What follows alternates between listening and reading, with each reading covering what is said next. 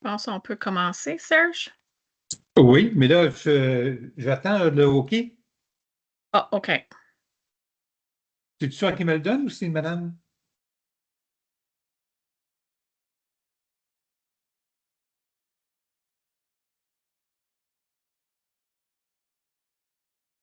On va entendre une couple de minutes. OK.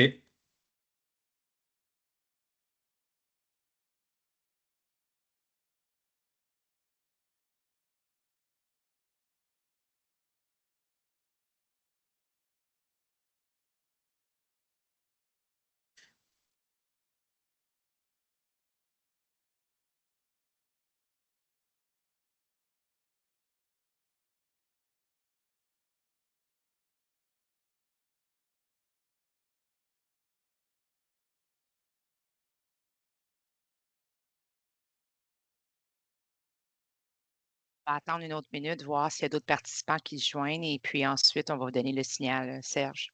OK, merci.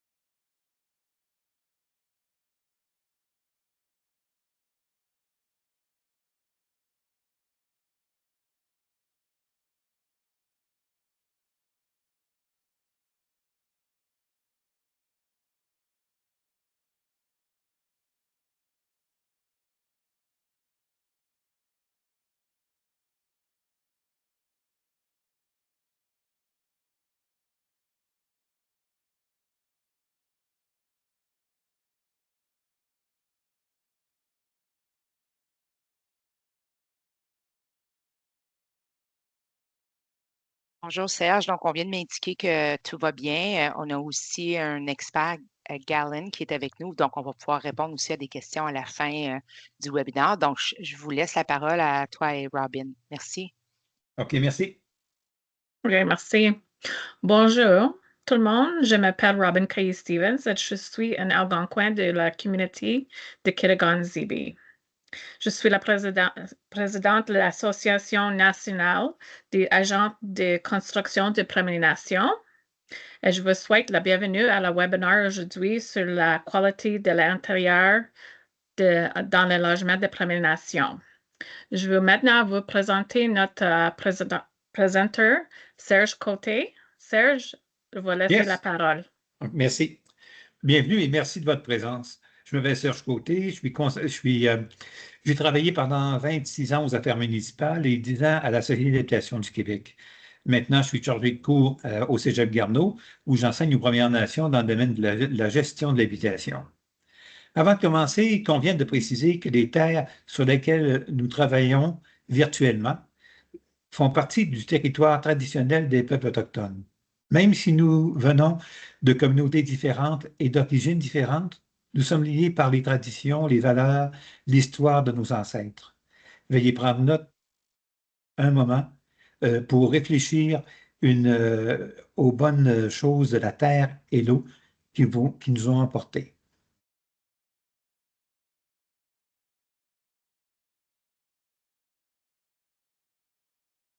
Les facteurs déterminants et les préoccupations concernant la qualité de l'air intérieur ne sont pas nouveaux. C'est peut-être difficile à croire, mais dans certains cas, l'air intérieur peut être 5 fois plus pollué que celui que nous respirons à l'extérieur. La qualité de l'air intérieur est un aspect crucial de notre vie quotidienne. Elle a une incidence importante sur notre santé et notre bien-être. Dans cette présentation, nous découvrirons la définition, l'importance et les facteurs qui influencent la qualité de l'air intérieur, ainsi que des stratégies d'amélioration. Avant de continuer, j'aimerais aussi prendre un moment pour souligner que la SCHL est le promoteur de cette webinaire.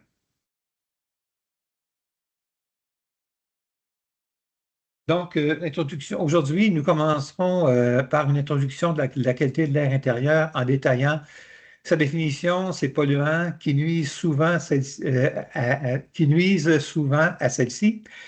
Cette présentation traitera des risques, des réalités et des mesures correctives. Nous examinerons les répercussions sur la santé associées à la mauvaise qualité de l'air.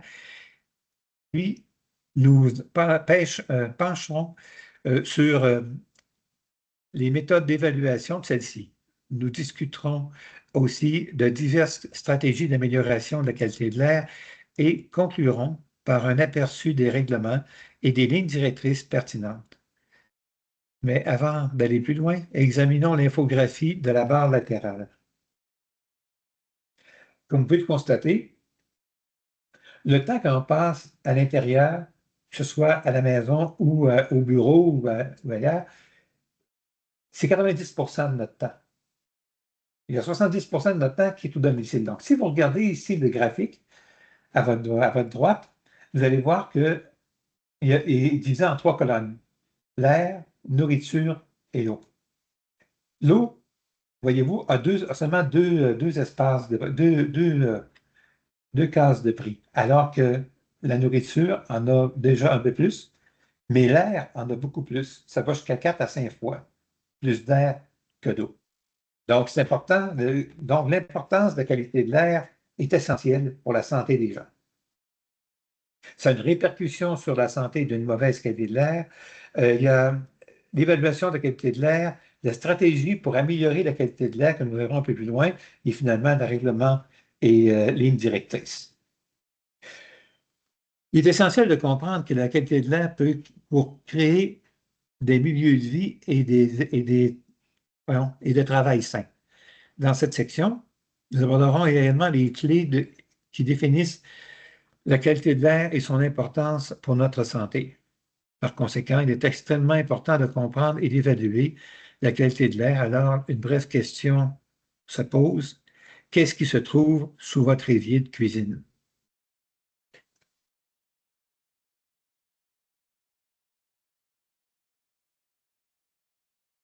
Une mauvaise qualité de l'air peut entraîner des problèmes de santé comme les allergies, les difficultés respiratoires et la fatigue, en plus de réduire le niveau de productivité et de concentration au travail, à la maison et à l'école. Comprendre la qualité de l'air désigne l'état d'air dans les bâtiments. Ceci a une incidence sur la santé et le confort. Les répercussions sur la santé, une mauvaise qualité d'air peut entraîner des problèmes de santé comme les allergies, des difficultés respiratoires et de la fatigue. Les incidences sur la productivité, une faible qualité de l'air peut aussi réduire les niveaux de productivité et de concentration au travail et à la maison. Les particules qui comprennent la poussière et la fumée peuvent avoir une incidence importante sur la qualité de l'air et la santé. Composés organiques volatiles et composés qui sont des substances chimiques présentes dans de nombreux produits ménagers qui peuvent s'évaporer dans l'air et avoir une incidence sur la santé. Les gaz, par exemple, le monoxyde de carbone est un gaz incolore et inodore qui peut être émis par des appareils et des véhicules. Il entraîne des risques pour la santé. Contaminants biologiques tels que les moisissures, les acariens, sont des contaminants biologiques courants qui peuvent déclencher des allergies et des problèmes respiratoires à l'intérieur. Nous aurons d'ailleurs l'occasion d'en voir plus loin dans la présentation. Les sources des produits ménagers. Les produits ménagers courants comme les nettoyants, les peintures, les aérosols peuvent libérer les polluants nocifs dans l'air intérieur. Les matériaux de construction comme les isolants, les revêtements du sol peuvent émettre également des COV qui nuisent à la qualité de l'air intérieur. Les appareils à combustion, comme les poêles, les dispositifs de chauffage à combustible peuvent produire du monoxyde de carbone et d'autres polluants nuisant aussi à la qualité de l'air. L'infiltration de l'air extérieur peut transporter les polluants à l'intérieur. Il est donc nécessaire de ventiler de manière efficace pour maintenir la qualité de l'air. Voici quelques autres sources qui peuvent influencer la qualité de l'air, comme l'amiante, la bactérie, le monoxyde de carbone, les cuisinières à gaz, les poussières, les mobiliers, le plomb, la moisissure, la peinture, les pesticides, les radons, le gaz d'égout, le fumée de tabac, la mousse uréformaldéhyde et les déchets des animaux. Les sources extérieures que l'on retrouve, véhicules, sous-produits de la combustion, les incendies, les spores de moisissure, de pollen, les rongeurs et les eaux usées.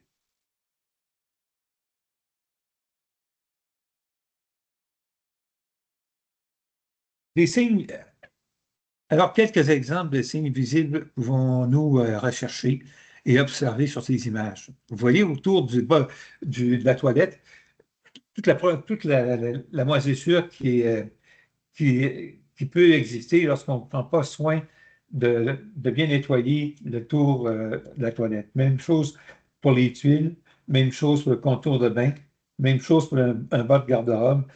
Idéalement, il ne faut pas attendre que ce soit rendu là. Il faut tout de suite réagir et on va voir tout à l'heure la méthode qui est efficace pour bien répondre à ces problèmes-là et de les résoudre une fois pour toutes.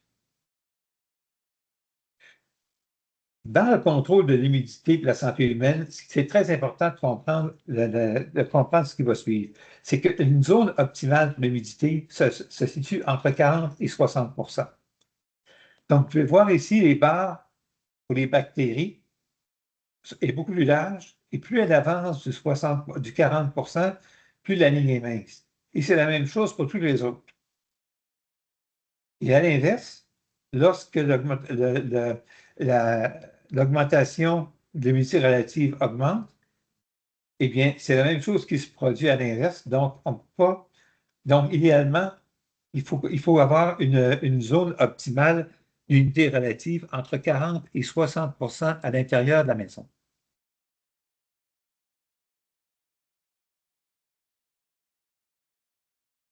La classification des contaminants.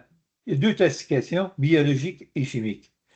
Les classifications biologiques, c'est les organismes vivants, comme la poussière, les acariens, la moisissure, les insectes, les animaux nuisibles et le pollen.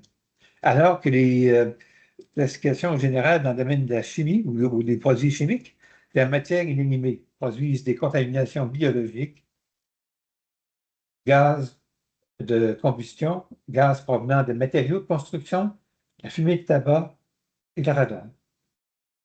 Des compositions supplémentaires sous forme de gaz, atomes, molécules et vapeurs ou particules. La formation des polluants. Tout élément d'une habitation et de l'environnement peut être une source de pollution. L'air et le sol extérieur, l'enveloppe du bâtiment, les matériaux de construction et immobilier, les systèmes et dispositifs mécaniques et les occupants de leur activité.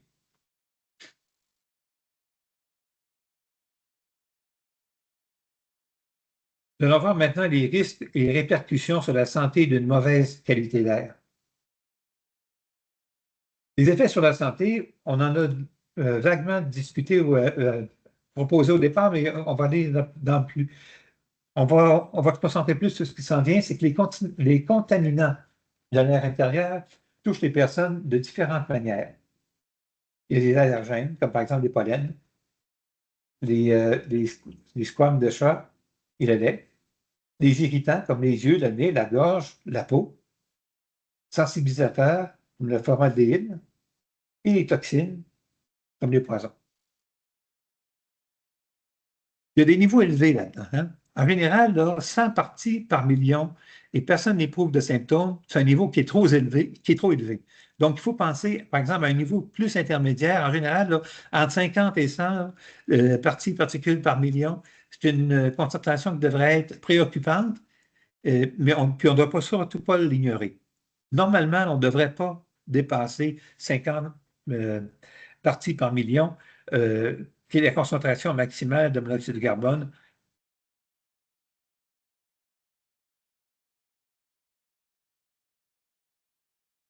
Les effets à court terme sur la santé, symptômes d'une mauvaise qualité de l'air, cette mauvaise qualité de l'air peut entraîner divers symptômes, notamment des maux de tête, des étourdissements, des fatigues, qui perturbent les activités quotidiennes. Alors, l'irritation des yeux, c'est un effet à court terme d'une mauvaise qualité d'air et l'irritation des yeux qui entraîne un inconfort et une réduction de la productivité. Problèmes respiratoires, l'exposition à une piètre qualité d'air intérieur peut causer des problèmes respiratoires, ce qui rend la respiration difficile et nuit à l'état général de la santé. Conséquences à long terme de la santé, les incidences d'une mauvaise qualité de l'air à long terme, c'est l'exposition chronique à une mauvaise qualité d'air peut entraîner des affections et des maladies chroniques, des problèmes de santé graves comme l'asthme, des maladies respiratoires. Pour ce qui est des maladies cardiovasculaires, à long terme, les polluants atmosphériques nocifs augmentent le risque de développement de maladies cardiovasculaires au fil du temps. Et l'affection respiratoire, c'est exposition continue aux polluants de l'air intérieur, peut aggraver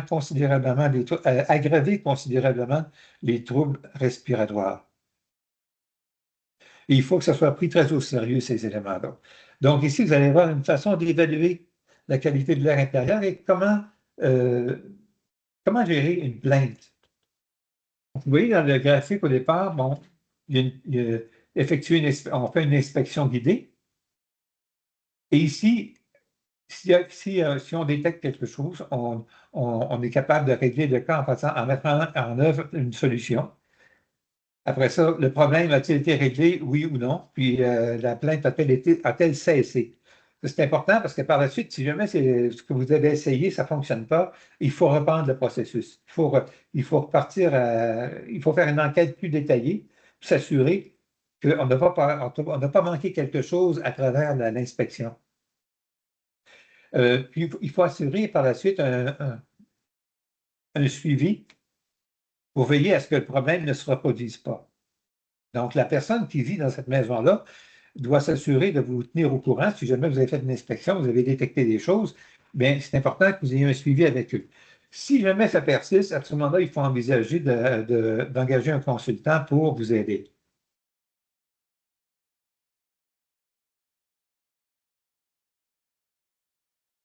Les méthodes de mesure.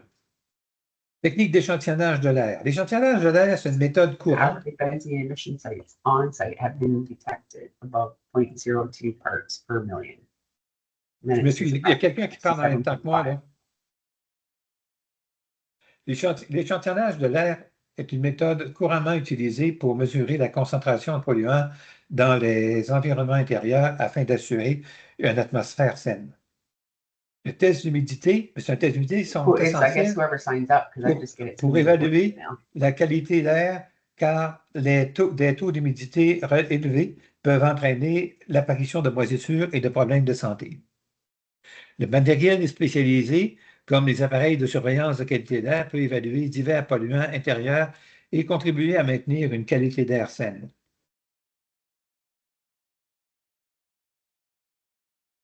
La première étape consiste à cerner le problème. La deuxième étape consiste à déterminer les causes ou les sources du ou des problèmes. Il est essentiel de comprendre le fonctionnement du logement en tant que système pour cette étape. Il s'agit d'une solution à 4 volets, énumérés par ordre d'importance et de méthode. Voici les 4 étapes. D'abord, vous éliminez les polluants. Le gainage des matériaux, la ventilation, introduction d'air frais et élimination de l'air vicié ou humide de sa source. Le filtrage de l'air pour éliminer les particules et dans de rares cas, les gaz. L'indicateur commun et norme. L'indicateur de polluants. Les niveaux acceptables de polluants particuliers sont essentiels au maintien d'une qualité d'air intérieur saine et à la sécurité des occupants. Le débit de ventilation. Les débits de ventilation sont essentiels pour déterminer dans quelle mesure les espaces intérieurs échangent efficacement avec l'air extérieur, ce qui a une incidence sur la qualité de l'air. Quant au taux d'humidité, le maintien d'un taux d'humidité optimal est fondamental pour prévenir la formation de moisissures et assurer le confort à l'intérieur.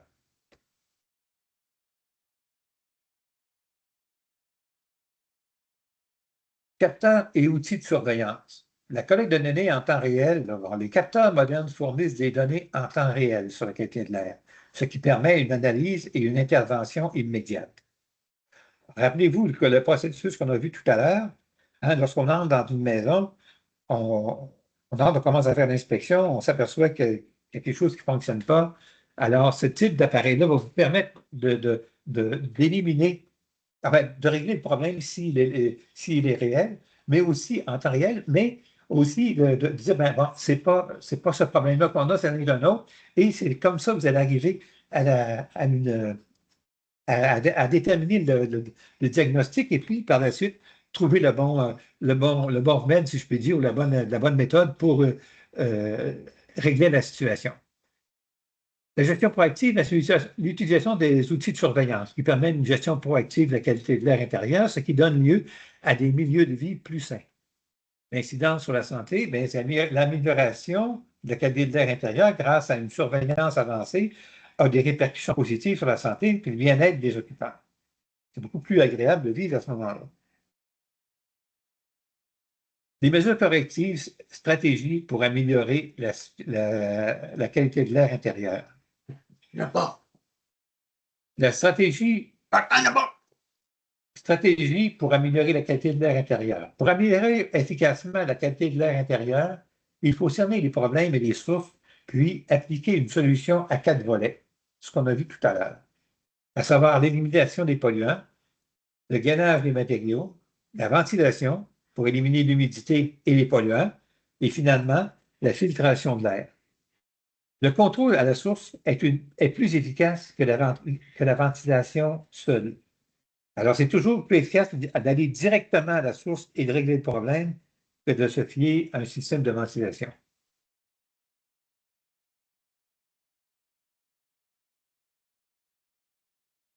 Une ventilation adéquate est essentielle au maintien d'une qualité d'air intérieur saine et à la prévention de l'accumulation des polluants. Une bonne ventilation comprend au moins les éléments suivants: l'extraction dans les salles de bain et cuisine, l'alimentation de l'air frais dans les chambres et dans les principales pièces de vie, l'air distribué de manière silencieuse et confortable dans une température confortable, débit d'air équilibré, sinon les systèmes de ventilation peuvent causer des pressions négatives.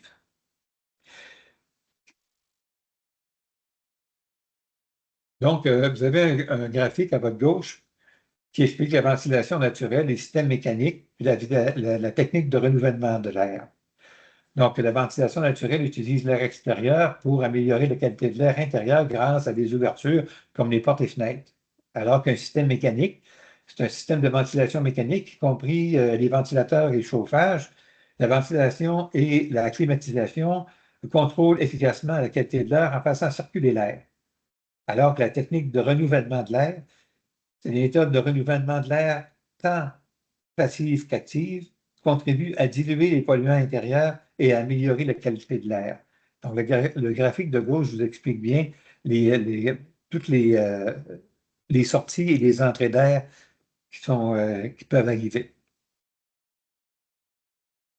Les méthodes de ventilation. Donc, les 3 méthodes de ventilation, le resserrement des enveloppes du bâtiment et la sensibilisation aux problèmes de qualité d'air ont entraîné une utilisation accrue de l'équipement de ventilation mécanique. Tous les systèmes mécaniques utilisent des ventilateurs pour extraire ou insuffler de l'air. L'air extérieur, destiné à équilibrer le débit d'extraction entre l'infiltration, par infiltration, c'est-à-dire, ou par l'entrée prévue à cet effet en guise d'air d'appoint.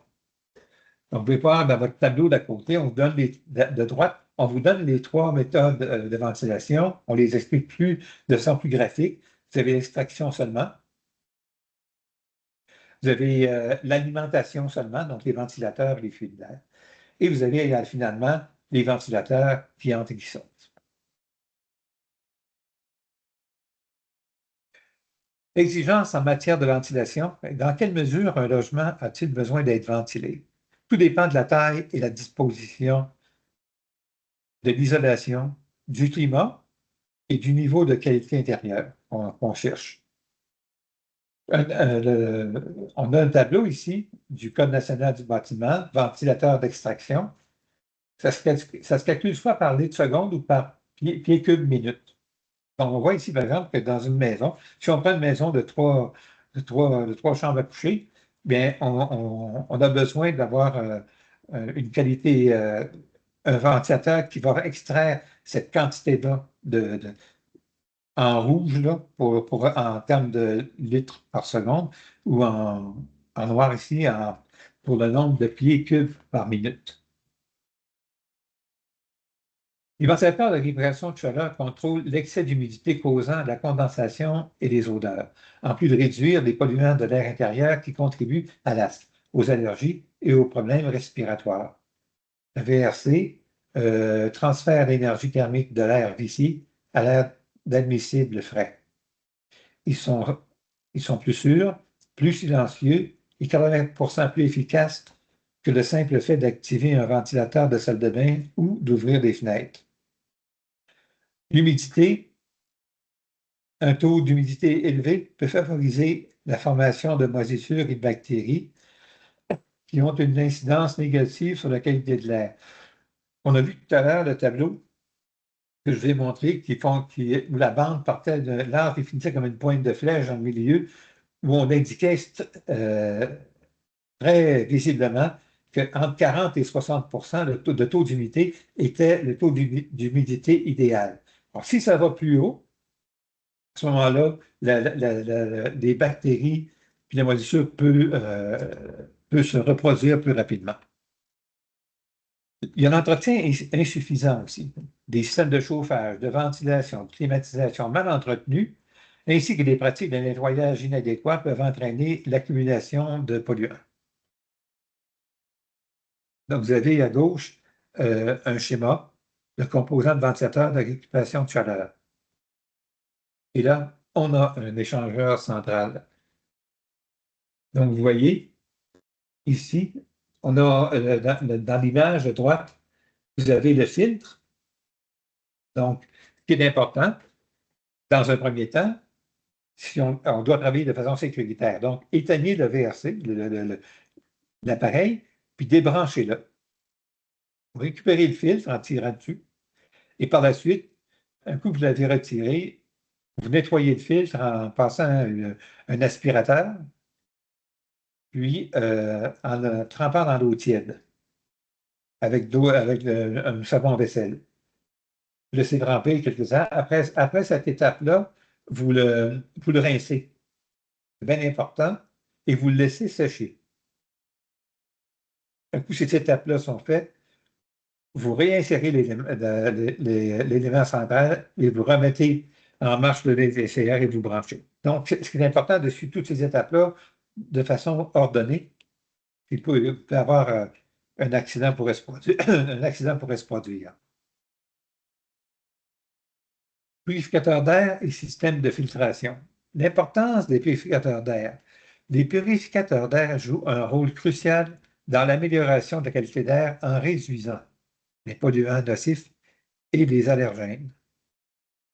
Les filtres à haute efficacité pour les particules de l'air sont perçus pour capter 99,97% des particules, assurant ainsi un air pur dans vos espaces de vie. Le type de système de filtration existe, chacun ciblant des polluants spécifiques pour améliorer efficacement la qualité de l'air intérieur. Donc, on peut voir là les différents, à votre droite, les différents éléments et les tailles de particules en microns. Un cheveu humain, par exemple, c'est plus grand que 10 microns. Et plus ça va, puis plus vous allez voir, plus vous descendez, on s'aperçoit que les temps peuvent être plus petits, comme un virus, par exemple. À la fin, ou la fumée de bois, ou les bactéries. Donc, vous voyez, ça descend continuellement. Donc, c'est important de bien comprendre tout ce système-là aussi.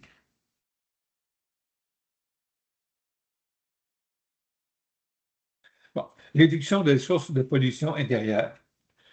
L'utilisation de produits à faible teneur en COV, mais les produits à faible teneur en COV, mais ça peut réduire considérablement les émissions nocives dans les espaces intérieurs, contribuant ainsi à améliorer la qualité de l'air.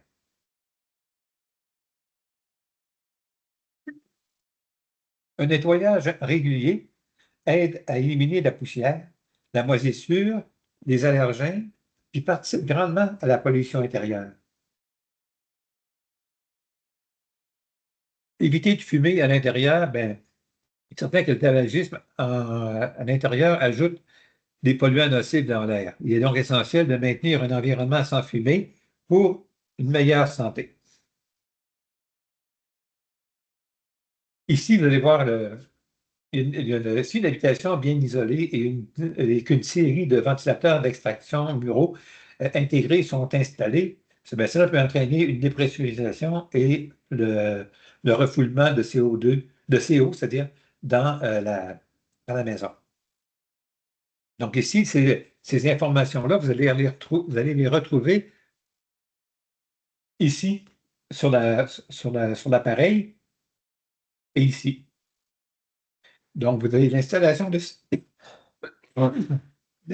système par admission d'air dans un logement peu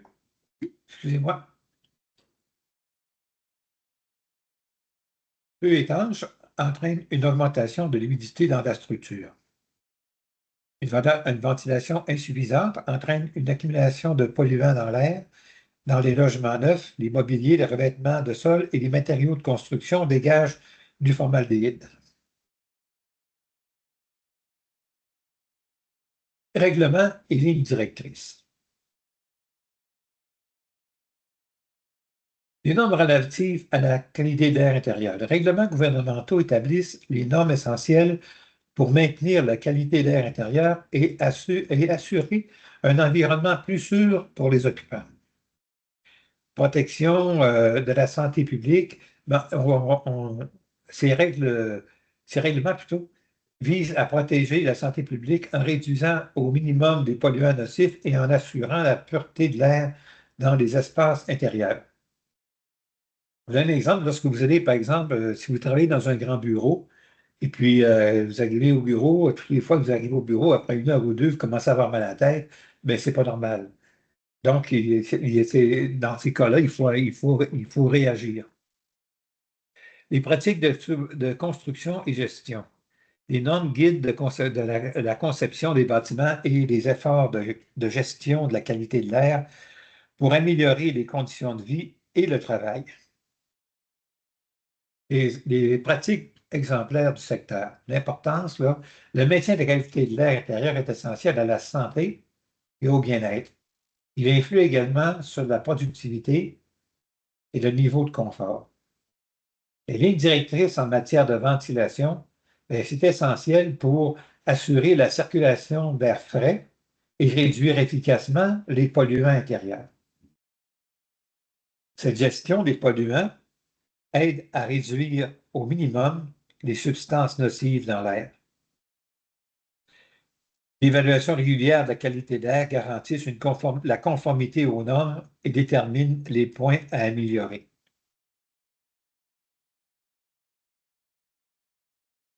Les stratégies de mise en œuvre et de réduction, c'est assurer une ventilation adéquate, nettoyer régulièrement, utiliser des produits à faible teneur en COV, incorporer des plantes d'intérieur, contrôler l'humidité, fumer à l'extérieur, limiter l'utilisation de produits chimiques, utiliser des purificateurs d'air, puis effectuer des tests périodiques de la qualité d'air intérieur. Le rôle des codes du bâtiment et des certifications.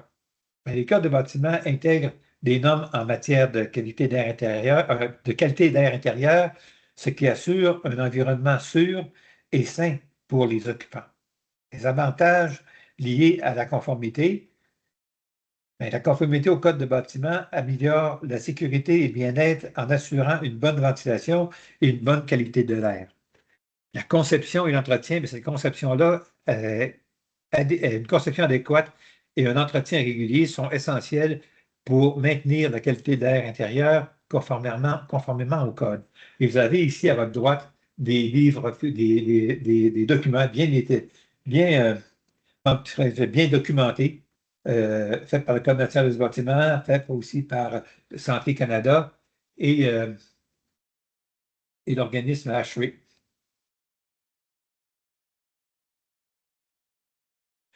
Souvenez-vous de la question suivante. Qu'est-ce qui se trouve sous votre évier?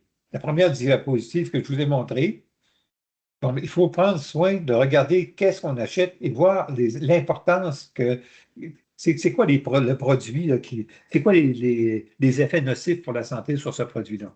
Donc, ça peut entraîner une exposition nocive aux polluants primaires et secondaires de l'air intérieur en raison de l'émission de produits et de leur réaction avec d'autres composés dans l'air intérieur. Donc, les produits doivent être choisis de façon prudente. Pourquoi la qualité d'air est-elle si importante? Donc, la qualité d'air intérieur influe de manière notable, c'est-à-dire sur notre santé et notre bien-être.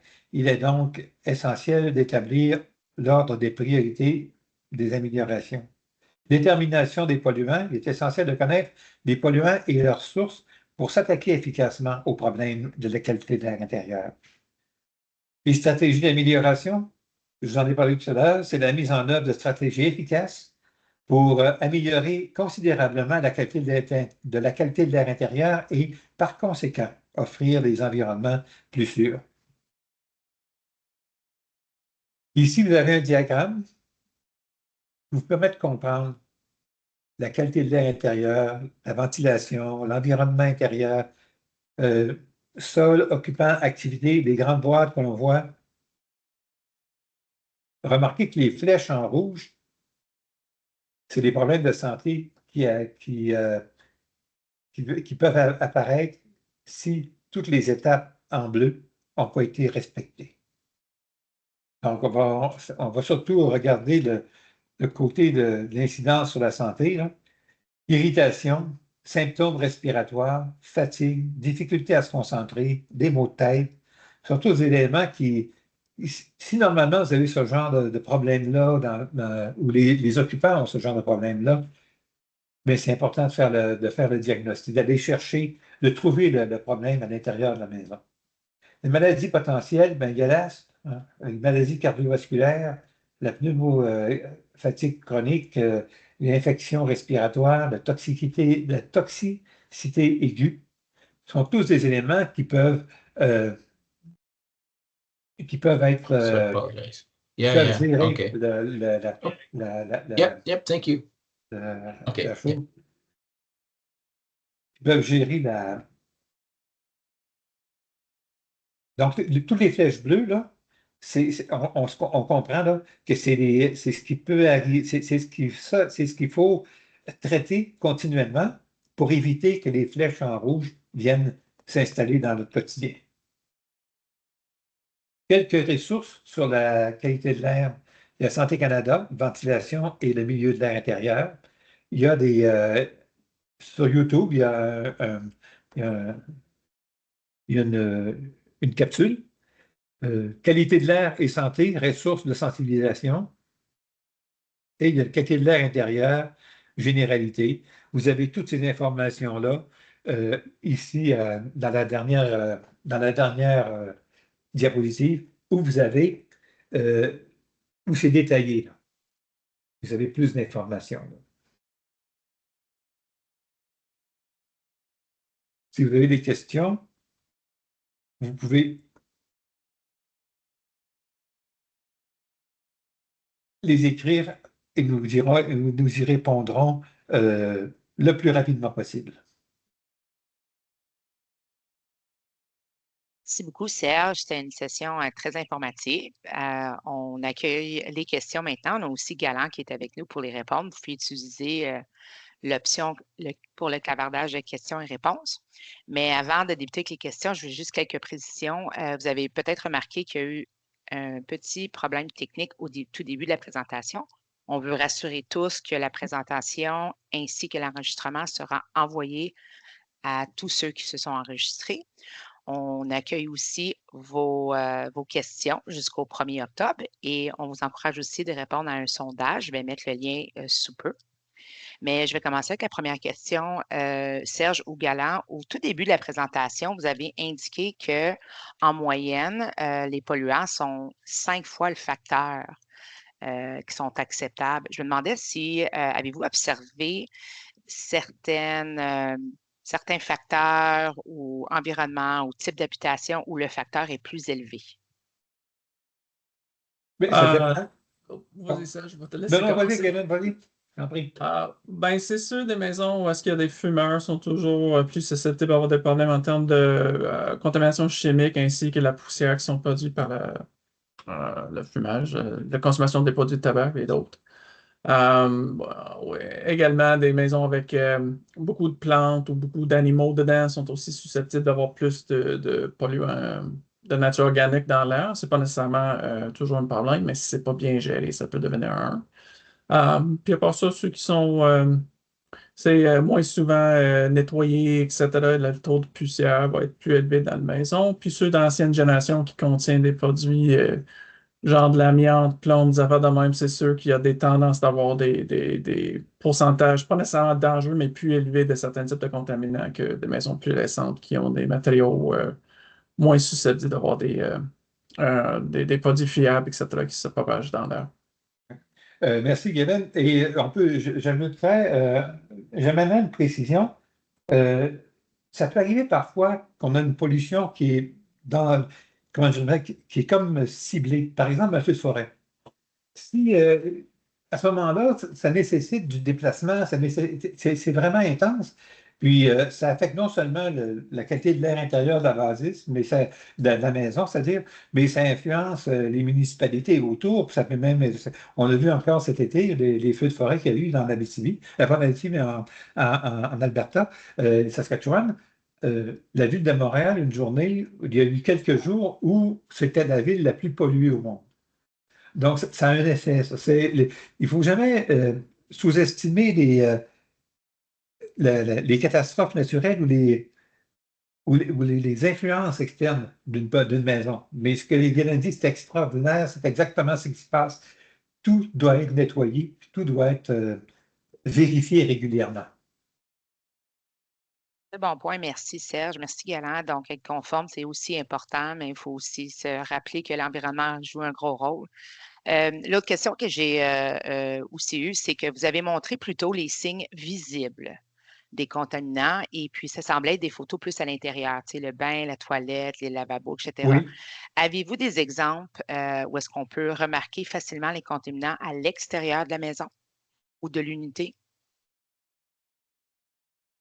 Dans ces cas-là, si tu vois des traces d'infiltration d'eau, souvent, ça va amener une pourriture des matériaux à l'intérieur du mur. Donc, exemple, si tu vois une jonction de toiture qui a l'air toujours mouillée ou une portion du parement extérieur qui est toujours mouillée, des endroits qui sont plus sollicités par la pluie parce qu'il y a des gouttières qui ne fonctionnent plus ou qui sont obturées.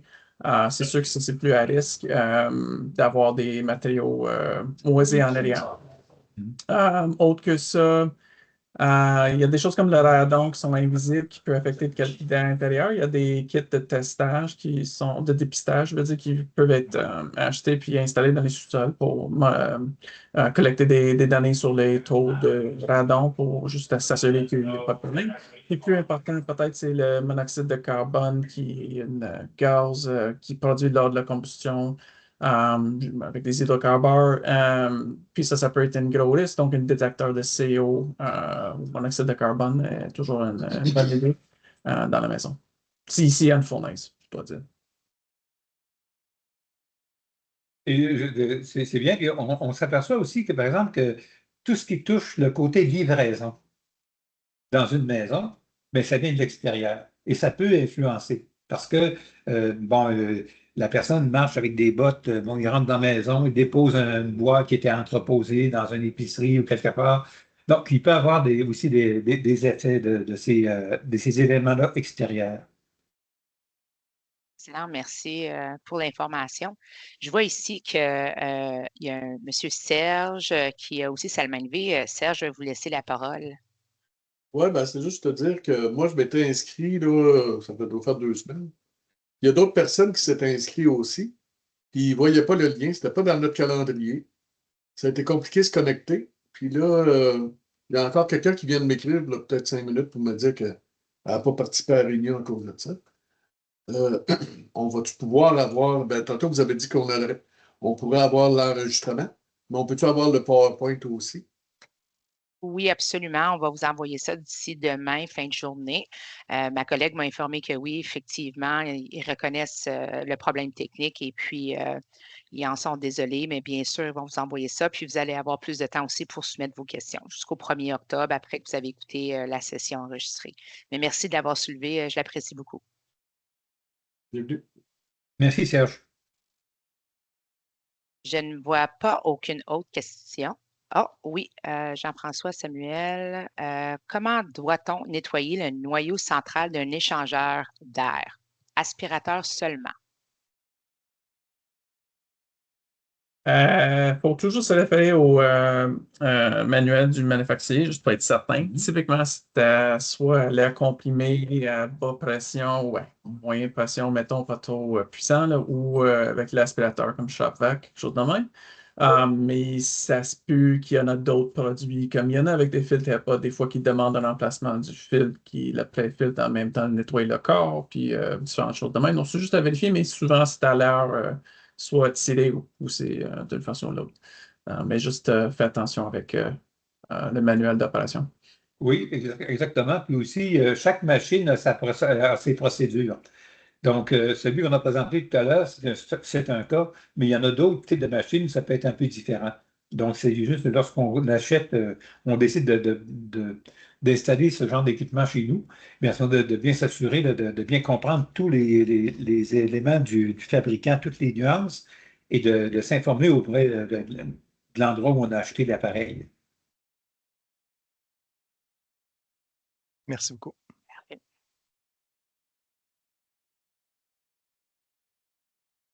C'est un autre moment pour poser des questions. Entre-temps, je vais quand même remercier ceux et celles qui ont participé. Aujourd'hui, on est encore désolé du problème technique et on vous remercie pour votre patience. Puis j'aimerais aussi remercier les présentateurs ainsi que Serge, Robin et Galant pour votre expertise aussi aujourd'hui. André, merci beaucoup. Merci beaucoup. Je ne vois pas d'autres questions, donc on va terminer pour la journée. Merci à tous. Bonne journée. Merci beaucoup, Bonne Kelly. journée à tout le monde. Merci. Bonne journée. Bye. Merci, bye-bye. Merci.